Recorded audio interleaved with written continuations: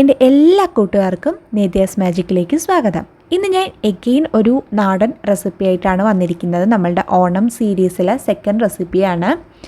ഇഞ്ചിക്കറിയാണ് നമ്മളിന്ന് ചെയ്യാൻ പോകുന്നത്. അപ്പോൾ ഇതിന് മുമ്പായിട്ട് ഞാൻ നാരങ്ങക്കറിയുടെ റെസിപ്പി ഇട്ടിട്ടുണ്ടായിരുന്നു. കണ്ടിട്ടില്ലാത്തവരുണ്ടെങ്കിൽ ഡിസ്ക്രിപ്ഷൻ ബോക്സിൽ ഞാൻ അതിൻ്റെ ലിങ്ക് കൊടുക്കാം, ഒന്ന് കയറി കാണുക. അപ്പോൾ എങ്ങനെയാണ് ഇഞ്ചിക്കറി ചെയ്യുന്നത് നമുക്ക് നോക്കാം.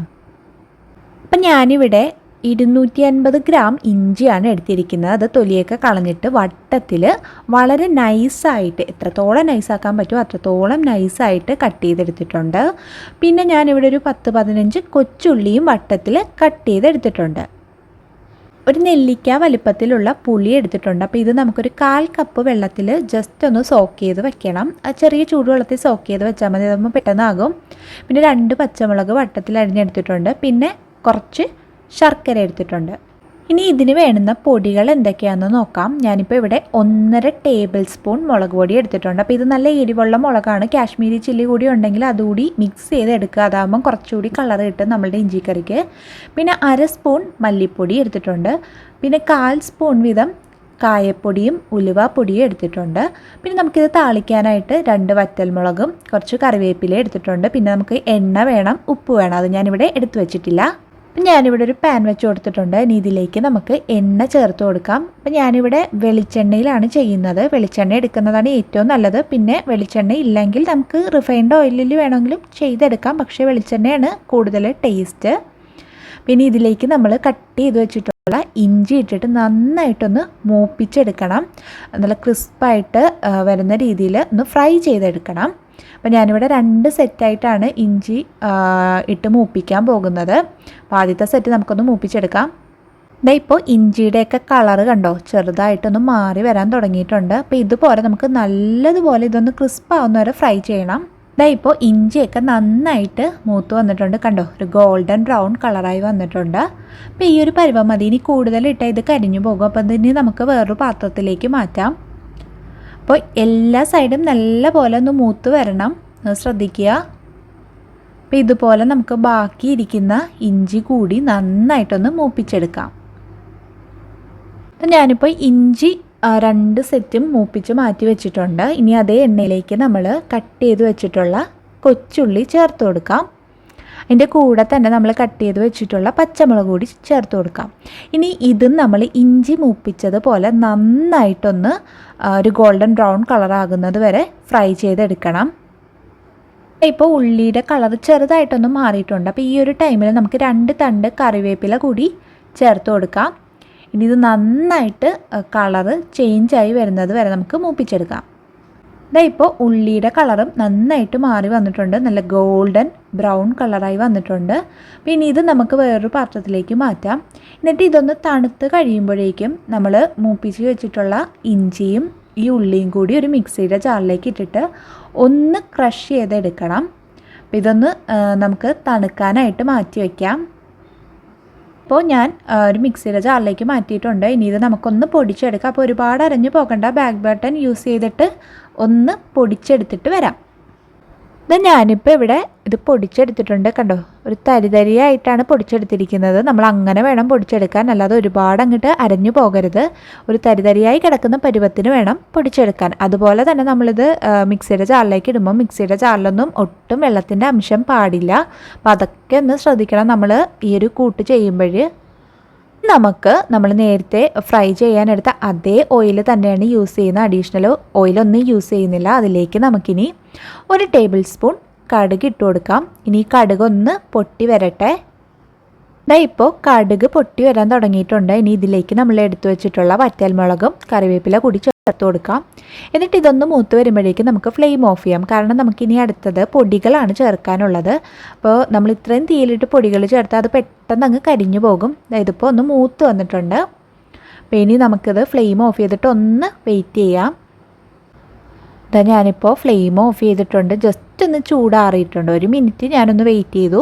പിന്നെ ഇതിലേക്ക് നമുക്ക് പൊടികൾ ചേർത്ത് കൊടുക്കാം. അപ്പോൾ ആദ്യം മുളക് പൊടി ചേർത്ത് കൊടുക്കാം. അപ്പോൾ മുളക് പൊടിയൊക്കെ നമുക്ക് എരിവിനനുസരിച്ചിട്ട് ചേർത്ത് കൊടുക്കുക.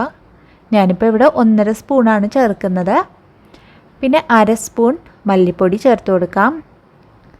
പിന്നെ നമുക്ക് കായപ്പൊടിയും ഉലുവാപ്പൊടിയും 1/4 സ്പൂൺ വീതവും ചേർത്ത് കൊടുക്കാം. ഇനി നമുക്ക് ഈ പൊടികളിട്ടൊന്ന് മിക്സ് ചെയ്തതിന് ശേഷം ഫ്ലെയിം കത്തിക്കാം. ഇപ്പോൾ ലോ ഫ്ലെയിമിൽ വെച്ചിട്ട് വേണം നമ്മൾ ചെയ്യാൻ. എന്നിട്ട് ഈ പൊടികളൊക്കെ നന്നായിട്ടൊന്ന് മൂപ്പിച്ചെടുക്കണം. ഈ പൊടികളുടെയൊക്കെ ഒരു പച്ചമണം മാറുന്നത് വരെ നമുക്കൊരു ലോ ഫ്ലെയിമിലിട്ടിട്ട് നന്നായിട്ടൊന്ന് മൂപ്പിച്ചെടുക്കാം. പിന്നെ നമുക്കിത് ഫ്ലെയിം കത്തിച്ച് കൊടുക്കാം. എന്നിട്ട് നന്നായി ഒന്ന് മൂപ്പിച്ചെടുക്കാം. എന്താ ഇപ്പോൾ പൊടികളൊക്കെ നന്നായിട്ട് മൂത്ത് വന്നിട്ടുണ്ട്. നല്ലൊരു മണം വരുന്നുണ്ട് ആ പൊടികളുടെയൊക്കെ. ഇനി ഇതിലേക്ക് നമുക്ക് പുളിവെള്ളമാണ് ചേർത്ത് കൊടുക്കേണ്ടത്. അപ്പോൾ ആ പുളിവെള്ളം ഞാൻ നല്ല കട്ടിക്കാണ് പിഴിഞ്ഞെടുത്തിരിക്കുന്നത്. കാരണം ഒരുപാട് വെള്ളം ചേർത്തിട്ടില്ല, നല്ല കട്ടിക്കാണ് എടുത്തിരിക്കുന്നത്. അപ്പോൾ ഞാനിപ്പോൾ ഇവിടെ ഒരു 4 ടേബിൾ സ്പൂണോളം പുളിവെള്ളം ആഡ് ചെയ്ത് കൊടുക്കുന്നുണ്ട്. പിന്നെ നമുക്ക് നോക്കിയിട്ട് വേണമെങ്കിൽ ചേർക്കാം കേട്ടോ. കുറച്ചുകൂടി അത് ബാക്കിയുണ്ട്. ഞാനിപ്പോൾ ഇവിടെ 4 ടേബിൾ സ്പൂണാണ് ചേർത്തത്. എന്നിട്ട് ഇതിലേക്ക് നമുക്കൊരു 1/2 കപ്പ് വെള്ളം കൂടി ചേർത്ത് കൊടുക്കുക. അപ്പം ചൂട് വെള്ളം വേണം ചേർത്ത് കൊടുക്കാൻ, അല്ലാതെ പച്ചവെള്ളമൊന്നും ഡയറക്റ്റായിട്ട് നമ്മൾ ചേർക്കരുത്. ചെറിയ ചൂടോട് കൂടിയ വെള്ളം വേണം ചേർത്ത് കൊടുക്കാൻ. ഇനി ഈ പൊടികളും പുളിവെള്ളവും നമ്മളല്ലാതെ ചേർത്ത വെള്ളവും എല്ലാം കൂടി നന്നായിട്ടൊന്ന് തിളച്ച് ഒന്ന് കുറുകി വരുന്നത് വരെ നമുക്ക് വെയിറ്റ് ചെയ്യാം. ഇതാ ഇപ്പോൾ ഇത് നന്നായിട്ടൊന്ന് തിളച്ചൊന്ന് കുറുകി വന്നിട്ടുണ്ട്. അപ്പോൾ ഈ ഒരു ടൈമിൽ നമുക്കിതിലേക്ക് ഉപ്പ് ചേർത്ത് കൊടുക്കാം. അപ്പോൾ നമ്മൾ ഇതുവരെ ഉപ്പ് ആഡ് ചെയ്തിട്ടുണ്ടായിരുന്നില്ല. അപ്പോൾ കുറച്ച് ഉപ്പും കൂടി ചേർത്ത് കൊടുക്കാം. പിന്നെ നമുക്ക് ചേർക്കാനുള്ളത് ശർക്കരയാണ്. അപ്പോൾ ഞാനിവിടെ ശർക്കര ഒന്ന് ചീകി വെച്ചിട്ടുണ്ട്, അതാണ് ചേർക്കുന്നത്. അപ്പോൾ ഞാനിവിടെ വെള്ള ശർക്കരയാണ് എടുത്തിരിക്കുന്നത്. കറുത്ത ശർക്കര ഉണ്ടെങ്കിൽ അതാണ് നല്ലത്. അതാകുമ്പോൾ കുറച്ചുകൂടി കളർ കിട്ടും നമ്മളുടെ കറിക്ക്. അപ്പോൾ വെള്ള ശർക്കര ആയതുകൊണ്ടാണ് ഞാൻ ഡയറക്റ്റ് ചേർത്തത്. കറുത്ത ശർക്കരയാണെങ്കിൽ ഒന്ന് ഉരുക്കിയിട്ട് ചേർക്കുന്നതാകും നല്ലത്. ഇനി ഈ ശർക്കര ഒന്ന് അലിഞ്ഞ് വരുന്നത് വരെ നമുക്ക് വെയിറ്റ് ചെയ്യാം. ഇപ്പോൾ ശർക്കരയും നന്നായിട്ട് അലിഞ്ഞു വന്നിട്ടുണ്ട്. ഇനി ഇതിലേക്ക് നമ്മൾ പൊടിച്ച് വെച്ചിട്ടുള്ള കൂട്ട് ചേർത്ത് കൊടുക്കാം. എന്നിട്ട് നന്നായിട്ടൊന്ന് മിക്സ് ചെയ്തെടുക്കാം. അതിന് ശേഷം നമുക്കിതൊരു 5 to 7 മിനിറ്റ്സ് കൂടി ഒന്ന് അടച്ചു വെച്ചിട്ട് കുക്ക് ചെയ്യാം. കാരണം ഇതൊന്ന് തിക്കായിട്ട് വരണം. നമുക്കറിയാം നമ്മൾ ഇലയിൽ ആദ്യം വിളമ്പുന്ന ഐറ്റമാണ് ഇഞ്ചിക്കറി.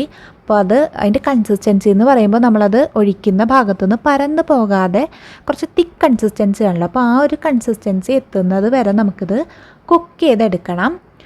അപ്പോൾ അതിപ്പോൾ നന്നായിട്ട് ഞാൻ മിക്സ് ചെയ്ത് കൊടുത്തിട്ടുണ്ട്. പിന്നെ ഇതൊരു 5 മുതൽ 7 മിനിറ്റ് വരെ നമുക്കിതൊന്ന് അടച്ച് വെച്ചിട്ട്, ഞാനിപ്പോൾ ഇവിടെ ഒരു ലോയുടെയും മീഡിയത്തിൻ്റെ ഇടയ്ക്കുള്ള ഫ്ലെയിമിലാണ് വെച്ചിരിക്കുന്നത്. അപ്പോൾ ഇതൊരു 5 മിനിറ്റും കൂടി നമുക്ക് അടച്ച് വെച്ചിട്ട് കുക്ക് ചെയ്തെടുക്കാം. ഇപ്പോൾ ഇഞ്ചിക്കറി നല്ല തിക്കായിട്ട് വന്നിട്ടുണ്ട്. കണ്ടോ, തരിതരിയായിട്ട് കിടക്കണത്. അപ്പോൾ ഈ ഒരു പരുവത്തിനാണ് നമ്മൾ ഇഞ്ചിക്കറി ചെയ്യാനുള്ളത്. അപ്പോൾ ഈ ഒരു കൺസിസ്റ്റൻസി എത്തുമ്പോൾ നമുക്ക് ഫ്ലെയിം ഓഫ് ചെയ്യാം. കാരണം ഇത് ഇരിക്കുമ്പോൾ ഒന്നുകൂടി ഒന്ന് തിക്കാകും. അപ്പോൾ ഈ ഒരു കൺസിസ്റ്റൻസി എത്തുമ്പോൾ തന്നെ നമുക്ക് ഫ്ലെയിം ഓഫ് ചെയ്യാം. അപ്പോൾ ഞാനിതിൽ കുറച്ചുകൂടി ഉപ്പ് ചേർത്ത് കൊടുത്തിട്ടുണ്ടായിരുന്നു. കുറച്ച് ഉപ്പ് കുറവായിരുന്നു. അതുപോലെ തന്നെ എരിവും പുളിയും മധുരവും എല്ലാം നല്ല ബാലൻസ് ആയിട്ട് നിൽക്കണം. പിന്നെ ഞാൻ 1.5 ടീസ്പൂൺ പുളി വെള്ളം കൂടി ബാക്കിയുണ്ട് നമ്മൾ എടുത്ത് വെച്ചതിൽ. അത് ഞാൻ ചേർക്കുന്നില്ല, കാരണം പുളിയൊക്കെ കറക്റ്റാണ്. അപ്പോൾ പുളി വേണം ഒരു പൊടി മുന്നിട്ട് നിൽക്കാൻ നമ്മൾ ഇഞ്ചിക്കറി ചെയ്യുമ്പോൾ. അപ്പോൾ നമ്മളുടെ കറി ഇവിടെ റെഡി ആയിട്ടുണ്ട്. അപ്പോൾ ഇതിന് ഒരു 5 മിനിറ്റും കൂടി നമുക്ക് അടച്ചു വയ്ക്കാം. അപ്പോൾ ഞാൻ ഫ്ലെയിം ഓഫ് ചെയ്തിട്ടുണ്ട്. അപ്പോൾ എല്ലാവരും ഈ ഓണത്തിന് ഈ റെസിപ്പി ഒന്ന് ട്രൈ ചെയ്ത് നോക്കുക. നമ്മൾ ഫ്രിഡ്ജിൽ വെച്ച് സൂക്ഷിക്കുകയാണെങ്കിൽ ഒരുപാട് നാളിത് കേടുകൂടാതെ ഇരിക്കും. അപ്പോൾ എല്ലാവരും ട്രൈ ചെയ്ത് നോക്കുക. ഒപ്പം ഈ വീഡിയോ ഇഷ്ടമായെങ്കിൽ ലൈക്ക് ചെയ്യാനും ഷെയർ ചെയ്യാനും നിങ്ങളുടെ ഫീഡ്ബാക്സൊക്കെ കമൻസിലൂടെ അറിയിക്കാനും മറക്കരുത്. പിന്നെ ചാനൽ ഇതുവരെയും സബ്സ്ക്രൈബ് ചെയ്തിട്ടില്ലാത്തവരുണ്ടെങ്കിൽ ആ സബ്സ്ക്രൈബ് ബട്ടൺ കൂടി ഒന്ന് ക്ലിക്ക് ചെയ്ത് കൊടുക്കുക. അപ്പോൾ ഇതുപോലുള്ള നല്ല നല്ല റെസിപ്പീസുമായി നമുക്ക് വീണ്ടും കാണാം. അതുവരെ താങ്ക് യു, ബൈ.